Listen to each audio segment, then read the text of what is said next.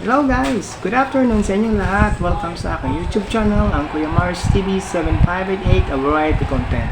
Ngayon ay meron ulit tayong gagawin na unboxing. Ito ay galing sa TikTok shop.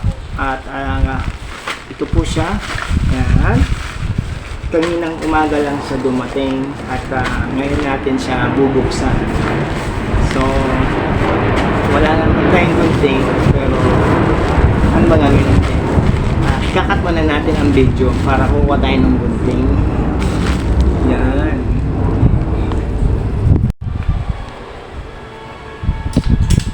Ayan na guys, ito na yung gunting natin. Hindi tayo nakakapaghanda eh. Ayan.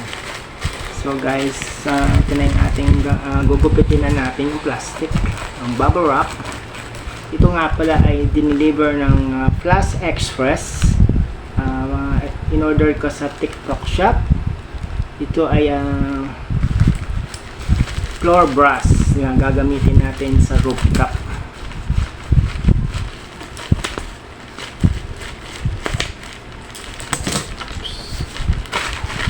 Sana matibay siya para naman matagal natin magamit. Pero parang hindi naman siya matibay.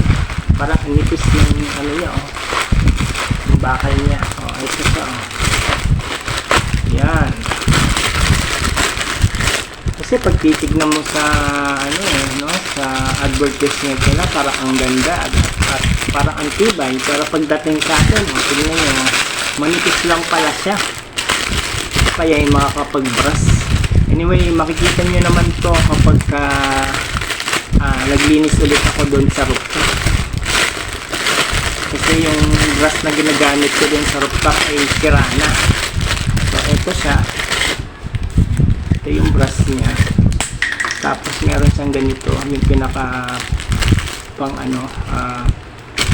linis. Ay, yung pang ganon ang dumi. So, ayan. Laglag yung isa. So, paano ba ito ginagawa? Wala kasing instruction na nakalagay. So, siguro ganito lang ito. Tapos, ano nga ba? Ito, siguro pag duduktungin, ay hindi rin naman.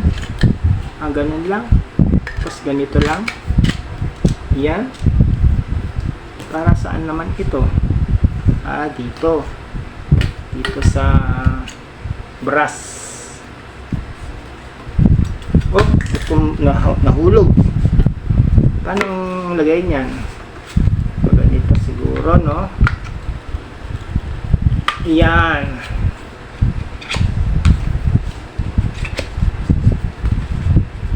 Mukhang maluwag. Ba't maluwag? Baka baliktad.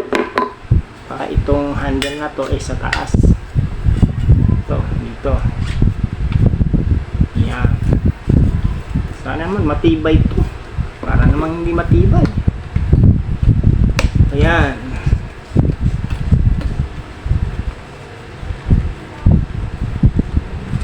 Ayan. Okay na, oh.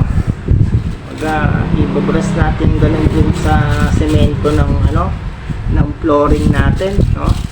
Dun sa rooftop. Kasi maraming dumi ng dumi ng kalapate. So gaganon na lang natin. Parang kasi yung ginagamit namin ganito rin sa ibang bansa, pero kahoy naman yung nito, yung pinaka-brush. Tapos yung handle is kahoy din, kaya matibay. Ito kasi parang baka ilang araw lang natin magamit dahil parang malambot yung bakal niya, oh. Tingnan nyo naman, deform na nga, oh. Hindi pa nagtatagal, nag-deform na. Ito ay 93 pesos, kasama na po yung delivery charge na 38 pesos. So, ayan na po. At nagawa na natin ang ating floor brush para sa rooftop. Makikita nyo naman ito pagka ginamit ko ito at naglinis ako sa rooftop kasi puro dumi ng kalapate. Ito ay galing sa OGMY Metro Manila, Malabon, Potrero, number 7, Nangka, Corner Mango, Potrero, Malabo. Yan. Salamat sa ano to, OGMY. Pero hindi ito free may bayad ko, binili ko to. Eto na. Yan, meron na tayong gagamiting brush sa rooftop. Saan maganda, no? Ganon. Pakita natin. Yan, no? Kita ba? Hindi mo nakikita. Lay tayo. Ayan. Yan. Ayun. Sana matibay siya, no? Para magamit natin ng maayos at matagal. Ano po? Sana po ay matibay itong floor brush na nabili natin sa TikTok. Nang sa ganun ay magamit pa natin siya ng matagal doon sa ano, kasi nahihirapan akong umupo at sumasakit yung tuhod ko. Matanda na tayo, 53 years old na tayo. O, ayan o. Diba maganda? O, ganda siya. Pero I hope na tumagal to sa atin. Kung meron naman ako siguro makukuha ang pwede kong ipasok dito, no, na bakal para matibay-tibay siya. Magagawa din natin yun.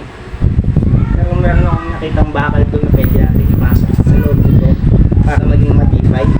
So papakita natin sa inyo. Yan, baba natin ang ating camera.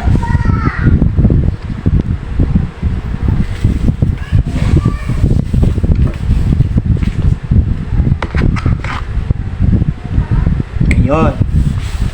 Yan, ganyan siya. Hindi natin ibabrush yung flooring doon sa rooftop.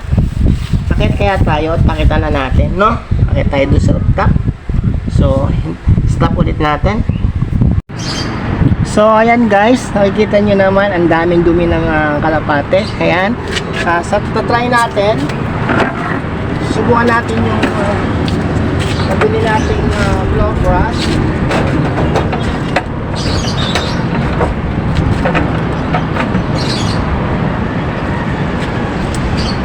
Yan, lalagyan natin tubig. So, ayan. Dito muna, ano. Ngayon, ibabrush natin itong nabili natin.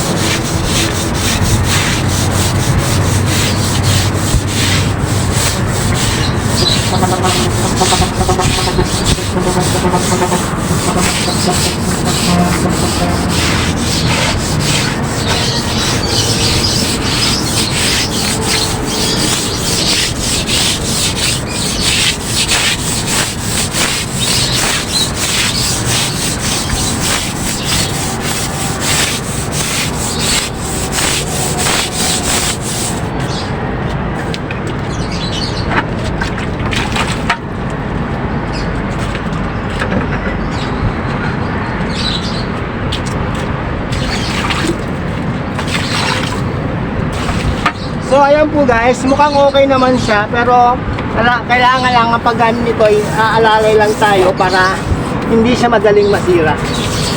So guys, ayan po, at napakita ko na sa inyo yung paggamit natin ng flooring tawag dito, flooring brush. Yan, nakita nyo naman, diba? Ayan okay naman siya. Pero kailangan lang alalay sa paggamit. Huwag yung diin dahil baka mabali yung ating handle. So yan lang po, at maraming salamat sa panonood ninyo. At shout out po kay Inay Morley at kay Kameses. Sana po mag-subscribe kayo. Salamat pong muli. Bye-bye!